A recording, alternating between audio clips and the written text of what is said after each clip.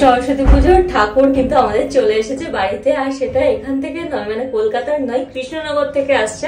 কৃষ্ণনগরের মাটির পুতুল সবাই জানেন যে খুবই সুন্দর হয়, বিখ্যাত। তো আমার শ্বশুরমশাইয়ের ভীষণ ইচ্ছা ছিল যে কৃষ্ণনগর থেকে ঠাকুর এনে পুজো দেওয়া হবে, সেটা লক্ষ্মী ঠাকুর হোক কিংবা সরস্বতী ঠাকুর। তো এবার আমি যখন জগদ্ধাত্রী পুজোয় গেছিলাম কৃষ্ণনগর, তো সেখান থেকে আমি অর্ডার দিয়ে এসেছিলাম, আর 2 মাস বাদে, মানে জগদ্ধাত্রী পুজোর থেকে এই 2 মাস বাদে ঠাকুর রেডি হয়ে গেছে। আর আজকে কত তারিখ? আজকে 30 তারিখ। আজকে আমাদের ঠাকুর এলো। কি করে এলো সেটা বলছি। পূজাদের সাথে এসেছে, বলছি তারা চলে এসেছে। সো ফটিক পূজা আজকে নিয়ে আসছে ঠাকুরটা কৃষ্ণনগর থেকে, কারণ আমরা কি করে আর গিয়ে নিয়ে আসবো, তো ওরা পেতে চলে এসছে। চলে চলে চলে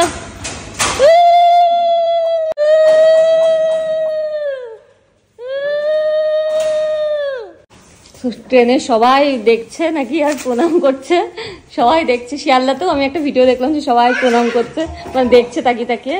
আর শাহবাড়ির ফার্স্ট সরস্বতী পুজোর ফার্স্ট লুক, ঠাকুরের ফার্স্ট লুক শেয়ার করে দিলাম। Thank you everyone, thank you এত দূর থেকে নিয়ে আসার জন্য। মুখটা সত্যি খুব সুন্দর হয়েছে। না না খুলিস না, খুলিস না, থাক থাক থাক, 2 দিন থাক। ও বলছিল যে এরকম একটা প্লাস্টিক ইয়ে করবে। ভালো হয়েছে, হ্যাঁ বাবাকে ডাকি। সুন্দর। কেমন হয়েছে মা? কেমন হয়েছে? খুব সুন্দর হয়েছে।